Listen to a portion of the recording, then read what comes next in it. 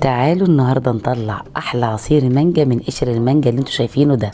طبعا انا لما خزنت المانجا شلت القشر في الفريزر، ما رضيتش ارميه، قلت لازم استخدمه واستغله في حاجه مفيده.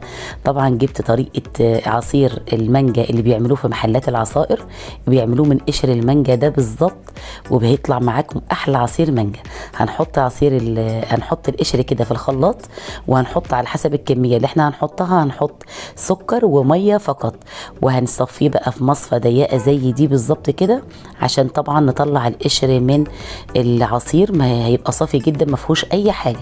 وهنحط له معلقه كبيره من بودره الزعفران، او لون اللي هو اللون الغذائي اللي هو الصحي، اي حاجه متوفره عندنا في البيت، وهيطلع معاكم احلى عصير مانجا هتشربوه. طعمه مش هيفرق ايه العصير التاني بالظبط. ممكن بقى نعمله مهلبيه او نعمله اي وصفه بالمانجا، طعمه تحفه بجد، جربوه. لو انتوا مثلا لسه جايبين مانجا وهتخزنوها ما ترموش القشر، ولازم تستغلوه بالطريقه دي وتعملوه عصير بالطريقه دي.